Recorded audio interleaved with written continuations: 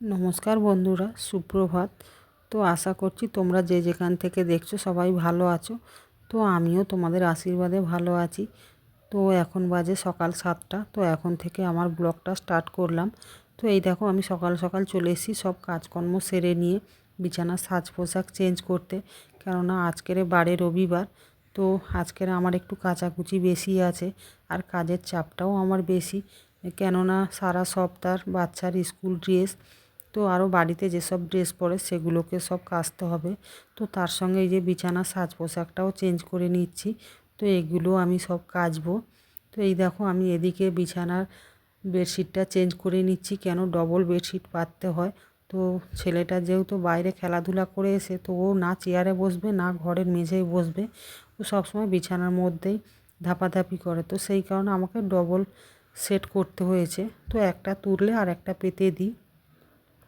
তো এই দেখো আমি মশারি আর বেডশিট সব নিয়ে যাচ্ছি, এবারে নিয়ে গিয়ে ওইগুলো সব ভিজিয়ে কেচে নেব। তো আমি এপাশে গরম জল বসিয়ে দিয়েছি। তো গরম জলটাও আমার হয়ে এসছে। তো আমি এগুলোকে এবারে ভিজিয়ে দেব। তো এদিকে দেখো সকাল সকাল আমার একটা বন্ধু চলে এসছে। তো আমি এত জামা কাপড় বার করেছি, তো সেই কারণে ও আমার সাথে ইয়ার্কি করছে। তো আমার জল গরমটাও ওপাশে হয়ে গেছে। তো আমি এবারে ভিজাবো। তো দেখো কত জামা কাপড় কাঁড়ি হয়েছে সারা সপ্তাহ। তো এগুলো সব আজকের আমাকে কাচতে হবে।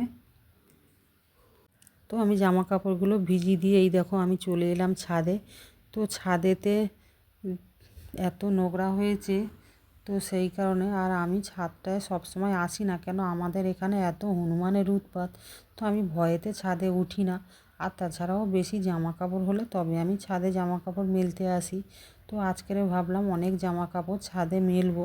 তো ছাদটা আগে ঝাঁটিয়ে পরিষ্কার করে নিই। তো দেখো ছাদে শুধু ঘেঁষের ডাস্ট। তো আমাদের এখানে যেহেতু থার্মোল আছে, তো সেই থার্মোল থেকে ঘেঁষের ডাস্ট উড়ে আসে। তো দেখতে পাচ্ছ পুরো ছাদে কালো হয়ে যাচ্ছে শুধু ঘেঁষের ডাস্ট। না হলে আমার পাতালতা ছাদে তেমন কিছুই থাকে না। তো আমি ছাদ ঝাঁটাচ্ছি, কিন্তু বাঁশতলার দিকে কিন্তু হনুমান এখনও তো আমার আরও ভয়ও লাগছে। তো কেননা ছাদে হনুমানগুলো যখন তখন চলে আসে। তো এই কারণে বিশেষ করে হনুমানগুলো আঁচড়ায় কামড়ায়, তো এই কারণে আমার একটু বেশি ভয়। তো দেখো ছাদটা ঝাঁটাচ্ছি যে ছাদে কোনো নোংরা নেই, দেখো কীরকম ঘেঁষের ডাস্ট। তো আমি এই যে এপাশে চলে এসেছি ছাদটা ঝাঁটি দিয়ে দড়িগুলো পরিষ্কার করতে, কেন দড়িগুলো অনেক দিন জামা কাপড় মেলা হয়নি। তো একটু পরিষ্কার করে দিলে মুছতে সুবিধা। আর আমার পাশের বাড়ির ছাদে দেখো একটা টমি বাঁধা হয়ে আছে। তো সে সমানে এগিয়েই যাচ্ছে আমাকে দেখে। তো আমাকে দেখলেই আমি ঘেরায়। ও ছাদে আসলে আছি। ছাদে বাঁধা থাকে আর আমি এপাশে ছাদে থাকি। তো আমাকে দেখলেই সবসময় ঘেঁপুতে থাকে। কেউ আসবে না। তো দেখো আমি এদিকে চলে এসেছি এই যে জামা কাপড় কাচতে। তো অনেক জামা কাপড় এদিকে কাচা ধোয়া দুটোই চলছে। তো জলটাও টাইম মতো আছে, কিন্তু জ্বলে যাওয়ার টাইম হয়ে এসছে। তো বেলাটাও অনেকটা হয়ে গেছে। তো আমাদের যেহেতু তোলা জলের কাজ, তো তো সেই কারণে আমাকে একটু টাইমে কাজ করতে হয়। আর আমার এত জামা কাপড়, তো আমি একদিকে কেচে দিচ্ছি আর বরমশাই একদিকে জামা কাপড়গুলো সব ছাদে মেলে দিচ্ছে দেখো। তো বরমশাই বাড়িতে থাকলে আমার একটু হেল্পই হয়। আর আমি এপাশে স্নান সেরে রেডি হয়ে গেছি, গিয়ে বাকি যেটুকু ছিল আমি নিয়ে ছাদে চলে এসেছি জামা কাপড়গুলো মেলতে। তো ছেলেটা ওদিকে টিউশন গেছে। তো তারও কিছু টিফিন করে দেওয়া হয়নি, কেন এত কাচাকুচি করতে গিয়ে তার টিফিনটা করে দেওয়া হয়নি। তো তো সে বিস্কুট খেয়ে সে পড়তে গেছে। তো এদিকে দেখো বরমশাই টিফিনটা রেডি করছে আর আমি পুজোটা সেরে নিচ্ছি। তো আমি এই যে রান্নাঘরে চলে এসেছি। তো এসে দেখছি বরমশাই মাংসর আলু কেটে রেখে দিয়েছে, তো দিয়ে উনি একটু ভাজাভুজিগুলো করে নিয়েছে। তো আমি এই যে সবজিটা ভেজে রেখেছে বরমশাই, তো আমি এই যে চাউমিনটা করতে শুরু করে দিয়েছি।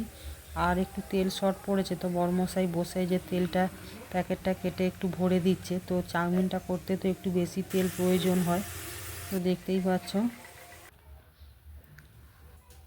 তো আমার এমনিতে একটু কোমরের সমস্যা আছে, আর আমি একটু বেশি কাচাকুচি করে নিলে আমার যেন আরও বেশি কষ্ট হয়। তো কোমরের তো এখন যন্ত্রণা হচ্ছে আর শরীরটাও যেন হাইপাই হাইপাই করছে। তো এই রবিবার করে একটু বেশি কাচাকুচি করতে হয় বলে তো আমি ওই জন্য সপ্তাহের মাঝখানে করে আমি দুবার করে কেচে নিই। তো অল্প অল্প করে কেচে নিলে তখন কিন্তু আমার এতটা পরিশ্রম হয় না।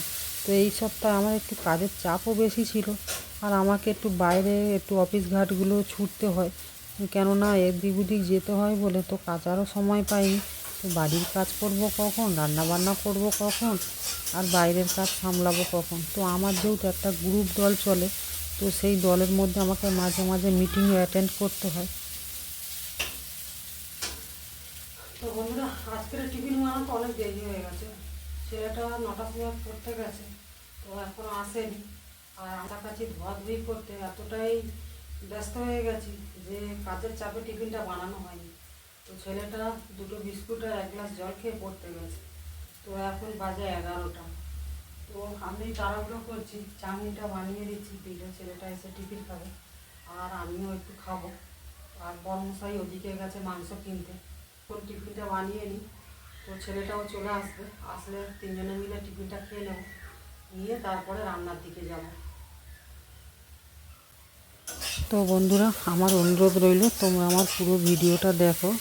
তো যদি ভালো লেগে থাকে অবশ্যই আমার পাশে থেকো, একটা লাইক একটা সাবস্ক্রাইবার করে দিও, আর অবশ্যই আমাকে কমেন্টে জানিও। তো বন্ধুরা, প্রত্যেকটা মানুষের আশা থাকে, তো আমি অনেক আশা নিয়ে সোশ্যাল মিডিয়ায় এসেছি, তো তোমরা আমার পাশে থেকো। তো আমার অনেক অনেক অনুরোধ রইল তোমাদের কাছে। তো তোমাদের একটু সাপোর্ট না পেলে আমি এগিয়ে যেতে পারবো না বন্ধুরা। তো এই যে আমার চাউমিন করা রেডি হয়ে গেছে। তো ওদিকে ছেলেটাও টিউশন থেকে এই যে ছুটি হয়ে গেছে, চলে এসছে। তো এখন বাজে 11:30। তো ছেলেটা আজকের এক্সাম ছিল টিউশনে, তো সেই কারণে ও 9টার সময় গিয়েছিল, না হলে ওদের রবিবার করে ছুটিই থাকে।